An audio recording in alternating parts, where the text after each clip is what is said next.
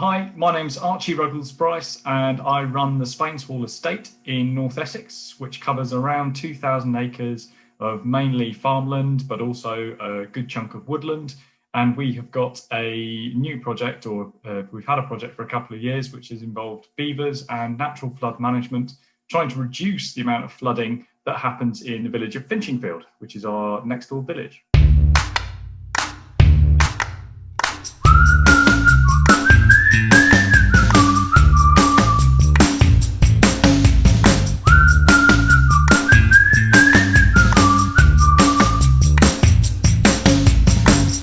The Essex Climate Action Commission is a really interesting thing for a county council to do, to take such an important subject like climate action and try and set out a way of leading us as local businesses, as communities, as just people that live in Essex County, to help us make decisions as to how we can all tackle climate change.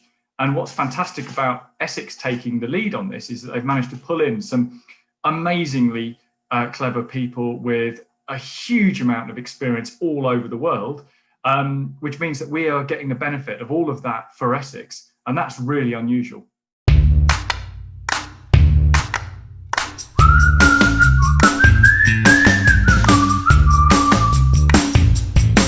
So beavers are nature's engineers. They are a keystone species, which means they change the environment around them to suit themselves. And in beavers' case, that means in Essex, in the area that we've released them, they build dams and create ponds.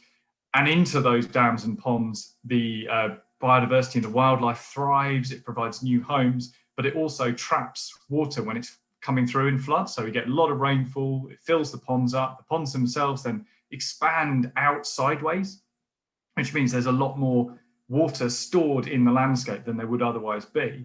What's also interesting from what the beavers do is that they store that water, or some of that water, all the time, which means it dribbles out very slowly. So not only do we get a positive benefit when there's a lot of water around or too much water around, it slows everything down and just gives it a chance to settle, but also when there's not enough water around, it keeps it and just dribbles it out really slowly. So it means that it acts as a sort of sponge for the dry times, for drought as well. So beavers are fantastic in terms of doing both of those things all at once, which our man-made structures really struggle to do.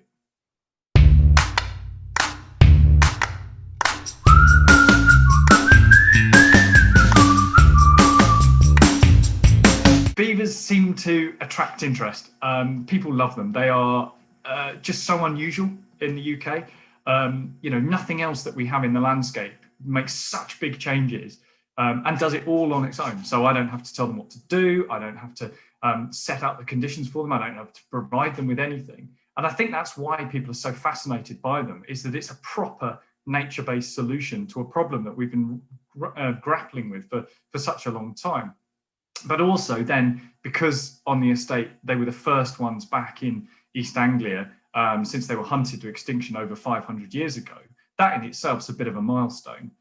And then this year, when they bred, so we've now got 4 beavers, so we've got 2 kits and 2 adults, that in itself is another first. So I think it's just in the times that we're in at the moment, it's a really good news story because there's almost no downside to it. And also we get the opportunity to look at small beaver kits, which, like every small furry animal, are really cute and quite funny.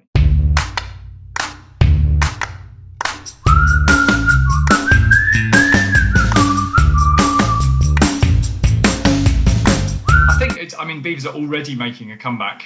So there are projects all over the place that are doing fenced releases like ours. So our beavers are within a fence, so they can't go anywhere apart from the enclosure that we've created for them. And there are more and more of these projects because people are beginning to see the real benefits that beavers can bring with them. I think there will be more beavers in the UK, there already are. In terms of more wild releases, I think we can probably manage that, but it needs to be very carefully handled. It also needs to come with arrangements to sort out some of the problems that the beavers will inevitably cause. So, if they build a dam in an area that would flood people's homes or flood businesses or flood roads or railways or something like that, then we need some mechanism to sort that out. And ideally, we need to be able to trap the beavers and move them somewhere that's less impactful or move them off farmland, for example, if they're eating crops or flooding things that they shouldn't be. So I think it is possible that that's going to happen, but I think it needs to be very carefully handled, and the government needs to take a lead in terms of putting together a proper management plan to make it happen, so that we can get the benefits without too many of the disbenefits of the beavers.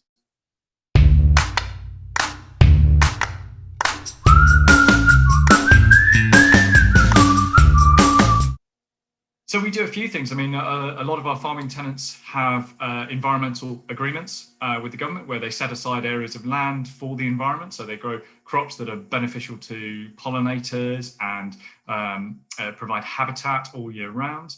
And then on our woodlands, we manage those with biodiversity in mind. So we thin ancient woodland and allow things to regrow.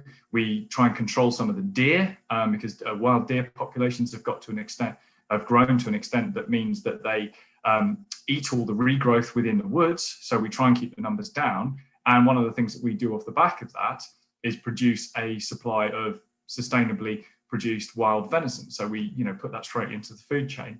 And we've got loads of plans to do a lot of other things. So more natural flood management, so more things like the Beaver Project, also introducing more diversity into our farmed landscape. So trying to do more things with the fields that we have. So, aside from growing crops, we want to try and make sure that they're beneficial for biodiversity and for water and for carbon sequestration and things like that. So, yeah, we've got a load of big plans over the next sort of decade or so.